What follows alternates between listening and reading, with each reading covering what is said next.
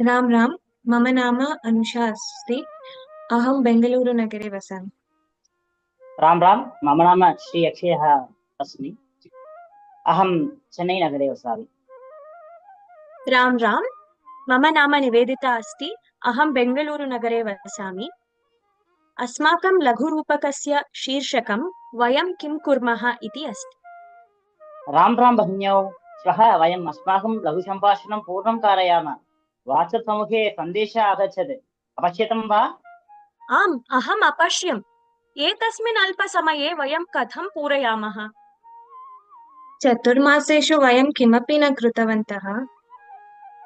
आम्, विषयान्वेषणमपि न कृतवन्तः। कृपया चिन्तयतम्।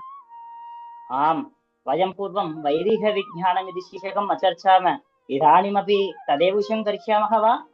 इदानीं न न न न। इदानीं तत् कर्तुं न समयः अस्ति, न धैर्यमपि अस्ति। किं कृतवन्तः वयं? बहु समयहरणमेव अभवत्। अस्तु, सन्देशे अनेकाः विचाराः सन्ति। आम्, सत्यम्। अहं श्रीरामनवमी उत्सवे व्यस्तः अस्मि। किं करोमि इति न जानामि। अहमपि हैकथान् इत्यस्मिन् व्यस्ता अस्मि, किन्तु श्वः प्रातःकाले मेलिष्यामः। त्वं शक्नोषि वा भ्रातः? आम्, अहं शक्नोमि। श्वः सायङ्काले शार्दसप्तवादने अहम् उत्सवार्थं देवस्थानं गमिष्यामि। तत्पूर्वं वयं मेलिष्यामः। इदानीम् अस्माकं विषयान्वेषणमेव बहु क्लिष्टम् अभवत्। यत्किमपि विषयं वयं चिन्तयामः, आङ्ग्लभाषायाम् एव सूच्यांशाः उपलभ्यन्ते। संस्कृते अस्माकं ज्ञानम् अत्यल्पम् अस्ति, अतः वयम् अतिसरलं विषयमेव चिनुमः। त्वं सम्यक् वदसि भगिनि। इदानीं संस्कृते चिन्तनं कठिनं मन्यते। परन्तु यदा वयं पूर्णतया पठामः, बहु आनन्दम् अनुभवामः। इदानीमपि मम अनुभवः सम्यक् अस्ति। संस्कृतपठनं प्रत्येकस्य भारतीयस्य कर्तव्यम् अस्ति इति मम विचारः। मम अनुभवमपि बहु सम्यक् अस्ति। अहं बहुकालेन संस्कृतं पठितुम् इच्छामि। इदानीं संस्कृतं पठित्वा बहु सन्तुष्टा अस्मि। अहं प्रवेशपरीक्षां लिखितुम् उत्सुका अस्मि। सत्यं वदसि भगिनि। अहमपि संस्कृतं पठित्वा वेदपुराणानाम् अर्थं ज्ञातुं शक्नोमि। यथा अर्थेन श्लोकः पठ्यते तथा बहु आनन्दः भवति।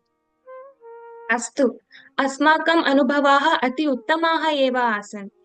परन्तु यूटर्न् कृत्वा पुनः विषयं प्रति आगच्छामः। शृणुतम्, भगिनी, सप्ताहद्वयात् पूर्वम् आवां कब्बन् पार्क् उद्याने किं भो संस्कृतसप्ताहान्तं प्रति आगच्छाव किल? तत्र एकां क्रीडाम् अक्रीडाव, संस्कृते मीम्स् नाम।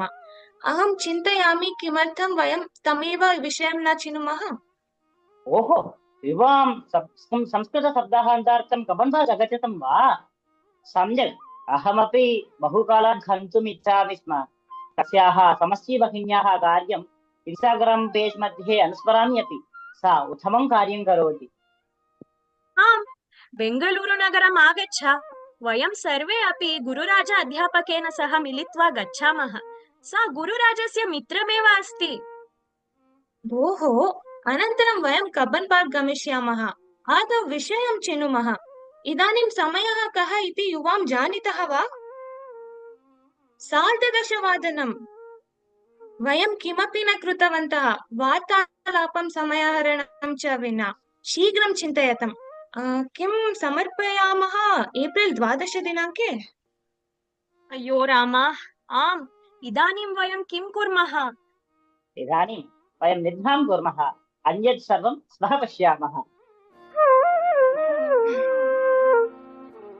राम राम। राम राम। धन्यवादः। राम राम।